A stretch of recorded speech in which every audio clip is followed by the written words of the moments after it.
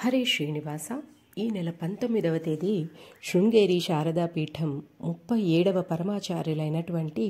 శ్రీ శ్రీ విధుశేఖర భారతి స్వామీజీ గారు విచ్చేశారు. ఆ సందర్భంలో 20వ తేదీన సుమారు 600 నుంచి 700 మంది మహిళలు ఏకకంఠంతో కళ్యాణ వృష్టిస్తవం, నక్షత్రమాల స్తోత్రం, శ్రీ లక్ష్మీ నృసింహ కరావలంబ స్తోత్రం పాడారు. ఈ 700 మందిలో మా సమూహం కూడా ఒకటి. అక్కడ జరిగిన విశేషాలతో ఈ వీడియో. హరే శ్రీనివాస.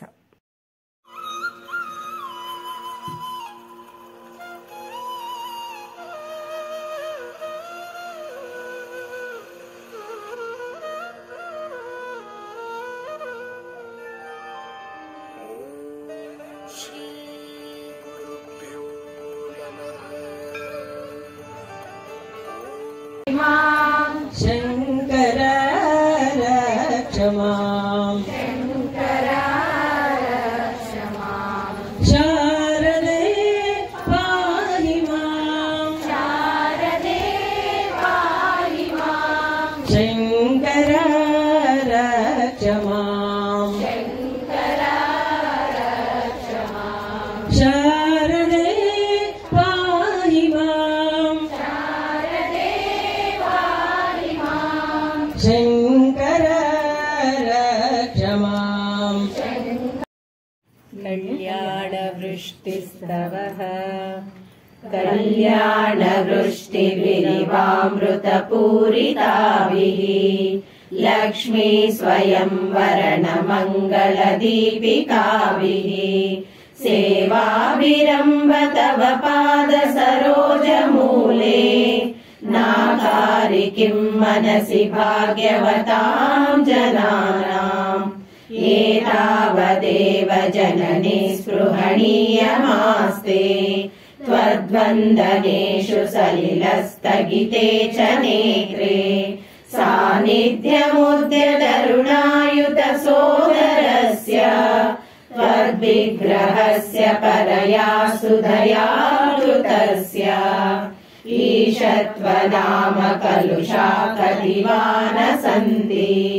బ్రహ్మాదయ ప్రతిభవం ప్రళయాభిభూతాః ఏకస్స ఏవ జనని స్థిరసిద్ధిరాసే యః పాదయోస్తవ సకృత్ప్రణతిం కరోతి లబ్ధ్వా సకృత్త్రిపురసుन्दరితావकीनं कारुण्यकन्दलितकान्तिभरं कटाक्षं कन्दर्पकोटिसुभगास्त्वयि भक्तिभाजः सम्मोहयन्ति तरुणीर्भुवनत्रयेऽपि ह्रीङ्कारमेव तव नाम गृह्णन्ति वेदा मातस्त्रिकोणनिलये त्रिपुरे त्रिनेत्रे त्वत्संस्मृतौ यमभटाभिभवं विहाय दीव्यन्ति नन्दनवने सह लोकपालैः अन्तुः पुरामधिदलं परिपीयमानः क्रूरः कथं न भविता गरलस्य वेगः नाश्वासनाय यदि मातरिदं तवार्थम् देहस्य शश्वतमृताप्लुतशीतलस्य सर्वज्ञतां सदसि वाक्पटुतां प्रसूते देवि त्वदङ्घ्रिसरसीरुहयो प्रणामः किञ्च स्फुरन्मकुटमुज्ज्वलमातपत्रम् द्वे चामरे च महतीं वसुधां ददाति कल्पद्रुमैरभिमतः प्रतिपादनेषु कारुण्यवारिधि विरम्भवात्कटाक्षैः आलोकय त्रिपुरसुन्दरि मामनाथम् त्वय्येव भक्तिभरितं त्वयि बद्धकृष्णम् अन्तेतरेष्वपि मनांसि निधाय चान्ये भक्तिं वहन्ति किल पामरदैवतेषु त्वामेव देवि मनसा समनुस्मरामि त्वामेव नौमि शरणं जननी त्वमेव लक्ष्येषु सत्स्वपि कटाक्ष निरीक्षणानाम् आलोकय त्रिपुरसुन्दरि मां कदाचित् नूनं मया तु सदृशः करुणैकपात्रम् जातो जनिष्यति जनो न च जायते वा ह्रीं ह्रीं प्रतिदिनं जपतां तवाख्याम् किं नाम दुर्लभमिह त्रिपुराधिवासे माला किरीटमदवारणमाननीया तां सेवते वसुमती स्वयमेव लक्ष्मी सम्पत्कराणि सकलेन्द्रियनन्दनानि साम्राज्यदाननिरतानि सरोरुहाक्षि त्वद्वन्दनानि दुरिताहरणोद्यतानि मामेव मातरनिशं कलयन्तु नान्यम् कल्पोपसंहृतिषु कल्पितताण्डवस्य देवस्य खण्डपरशो परभैरवस्य पाशाङ्कुशैक्षवशरासन पुष्पबाणा सा साक्षिणी विजयते तव मूर्तिरेका लग्नं सदा भवतु मातरिदं तवाघम् तेजः परं बहुलकुङ्कुमपङ्कशोणम् भास्वत्किरीटममृतांशुकलावतंसम् मध्ये त्रिकोणनिलयम् परमामृतार्द्रम् ह्रीङ्कारमेव तव नाम तदेव रूपम् त्वन्नाम दुर्लभमिह त्रिपुरे गृह्णन्ति तत्तेजसा परिणतं प्रियदादिभूतम् सौख्यं तनोति सरसीरुहसंभवाले ह्रीङ्कारत्रय सम्पुटेन महता मन्त्रेण सन्दीपितम् स्तोत्रं यः प्रतिवासरं तव पुरो मातर्जपेन्मन्त्रवित् तस्य क्षोणिभुजो भवन्ति वशगा लक्ष्मी शिरस्थायिनी वाणी निर्मलसूक्तिभारभरिता जागर्ति दीर्घं वयः वाणी निर्मलसूक्तिभारभरिता जागर्ति दीर्घं वयः इति श्री शंकर भगवत् पूज्य पाद विरचित कल्याणस्तवः श्रीमदात्मने गुणैक सिन्धवे नमः शिवाय धामलेश धूतकोकबन्धवे नमः शिवाय नाम शेषितानमद्भवान्धवे नमः शिवाय पामरेतर प्रधान बन्धवे नमः शिवाय कालभीत विप्रबाल पालते नमः शिवाय शूलभिन्न दुष्ट दक्ष पालते नमः शिवाय मूल कारणाय काल कालते नमः शिवाय पालयाधुना दयाल बालते नमः शिवाय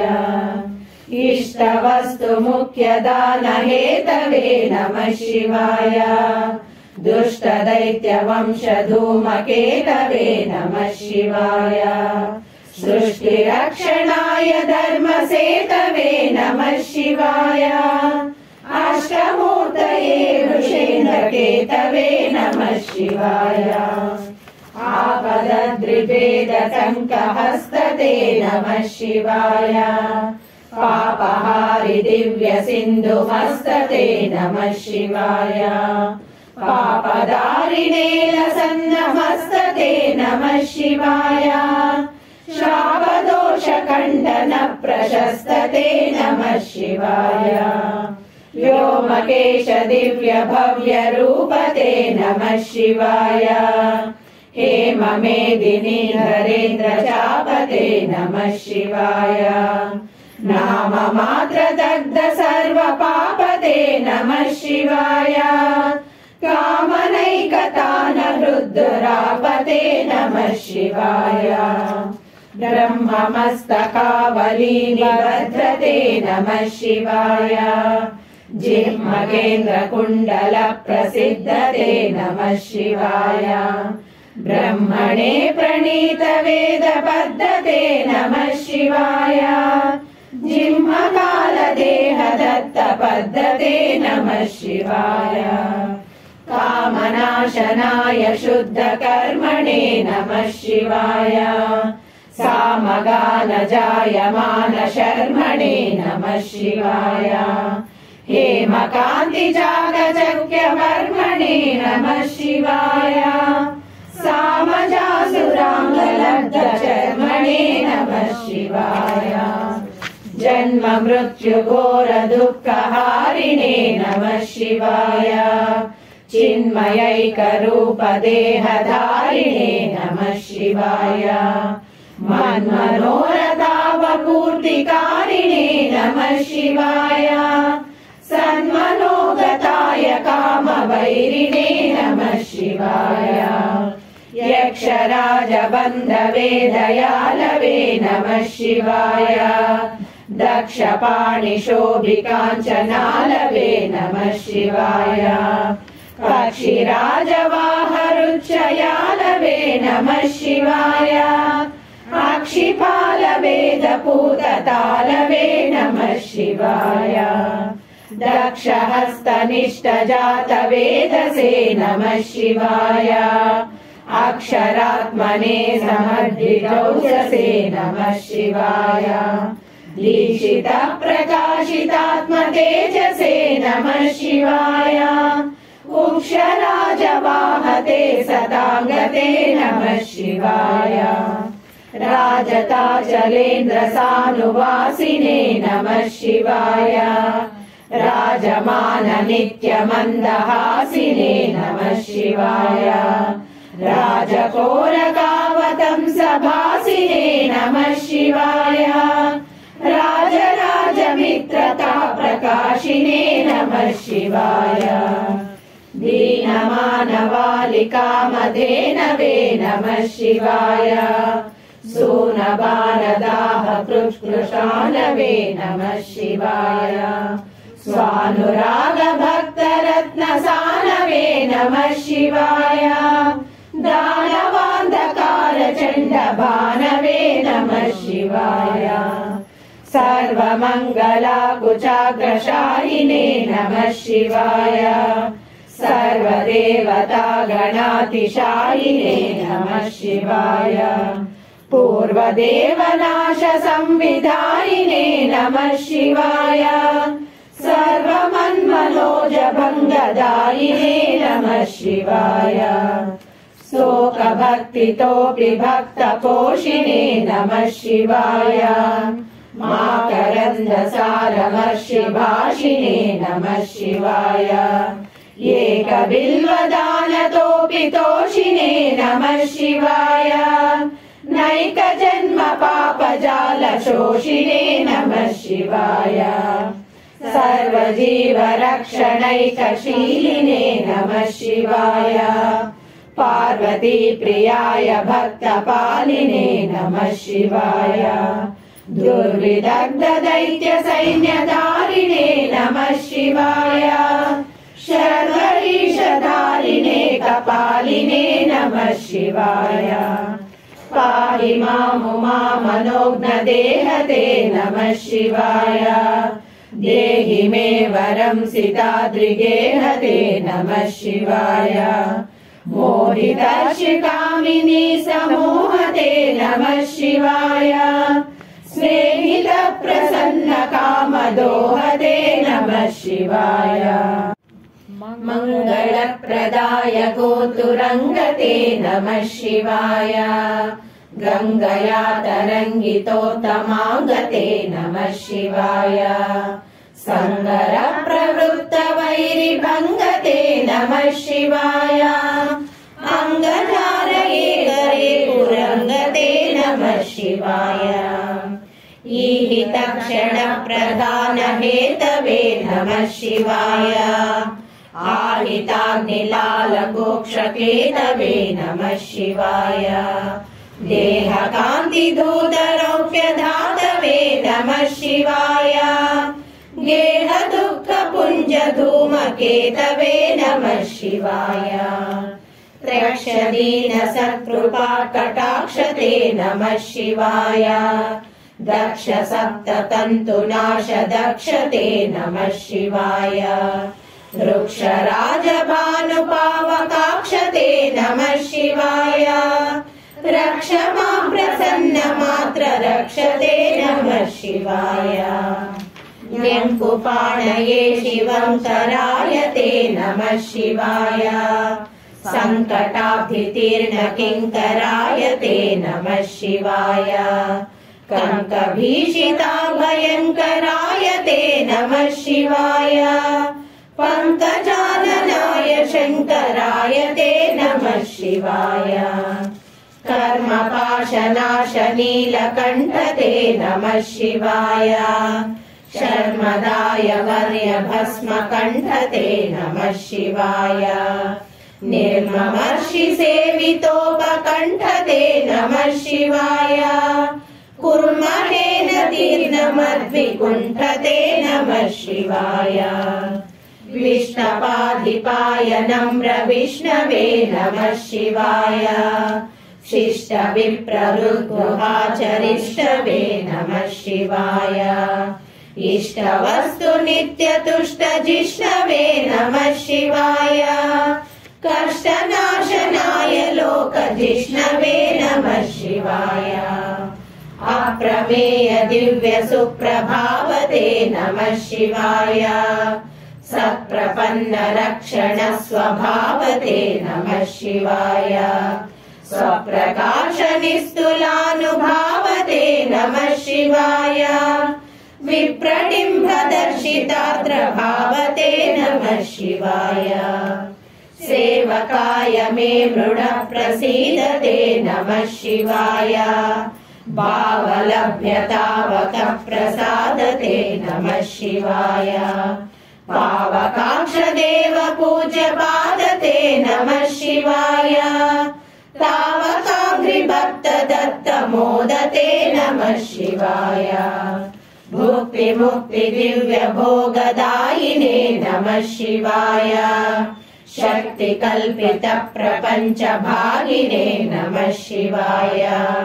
भक्त संकटापहार योगिने नमः शिवाय युक्त सन्मनः सरोज योगिने नमः शिवाय अन्तकाय काय पापहारिणे नमः शिवाय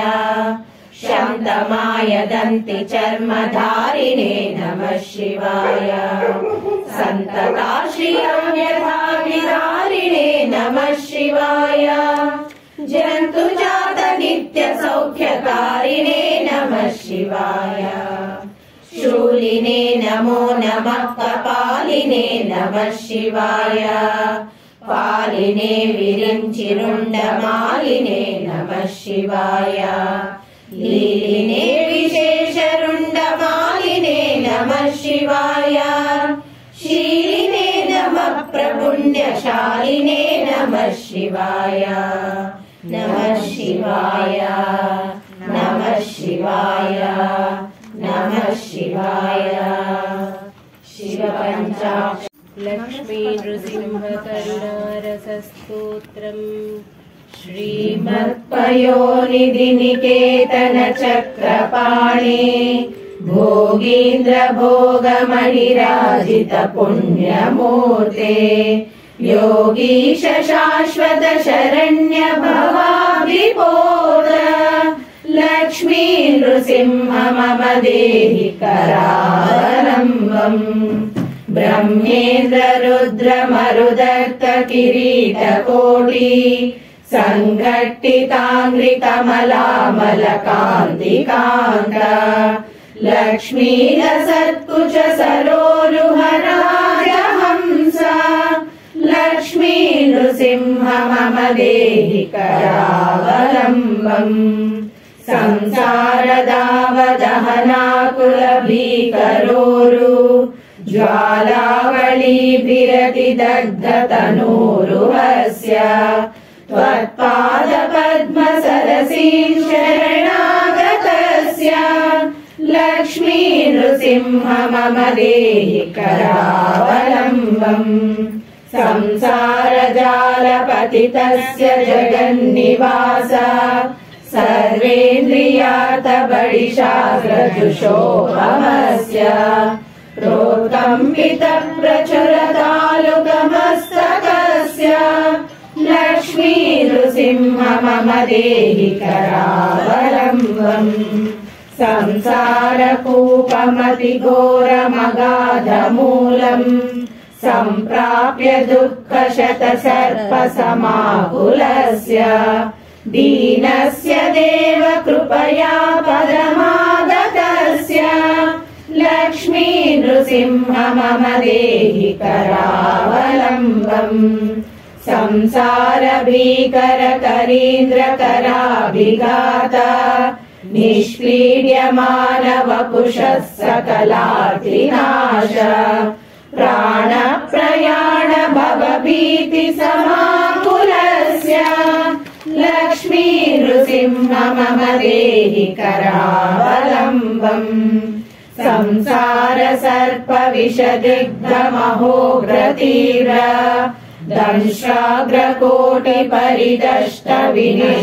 दंष्ट्राग्रकोटिपरिदष्टविनष्टमूर्तेः नागारिवाहन सुधाब्धिनिवास शौरे लक्ष्मी नृसिंह मम देहि करावलम्बम् संसारवृक्षमघबीजमनन्तकर्म शाखायुतम् कर्णपत्रमनङ्गपुष्पम् आरुह्य दुःखफलितम् सततो दयाळो लक्ष्मी नृसिंह मम देहि करावलम्बम् संसारसागर विशाल कराळकाल नक्रग्रहग्रसित निग्रह विग्रहस्य व्यग्रस्य रागनिचयोर्निपीडितस्य लक्ष्मी नृसिंह मम देहि करावलम्बम् संसारसागर निमज्जनमुह्यमानम् दीनम् विलोकय विभो करुणानिधे माम् प्रह्लादखेद परिहार कृतावतार लक्ष्मी नृसिंह मम देहि करावलम्बम् संसार घोर गहने चरतो मुरारे मारोग्रभीकर मृगप्रचुरार्धितस्य आतस्य मत्सर निदाघ सुदुःखितस्य लक्ष्मी नृसिंह मम देहि करावलम्बम् बद्ध्वागले यमभटा बहुतर्जयन्तः कर्षन्ति यत्र भवपाशशतैरुतम् माम् एकाकिनम् परवशम् चकितम् दयाळो लक्ष्मी नृसिंह मम देहि करावलम्बम् लक्ष्मीपते कमलनाभ सुरेश विष्णो यज्ञेश यज्ञ मधुसूदन विश्वरूप ब्रह्मण्य केशव जनार्दन वासुदेव लक्ष्मी नृसिंह मम देहि करावलम्बम् येन चक्रमपरेण करेण शङ्खम् अन्येन सिन्धुतनयामवलम्ब्य तिष्ठन् वामेतरेण वरदाभय पद्मचिह्नम् लक्ष्मी नृसिंह मम देहि करावलम्बम्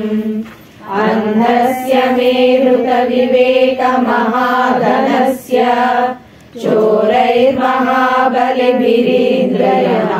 चोरैर्महाबलिभिरीन्द्रयनामधेयैः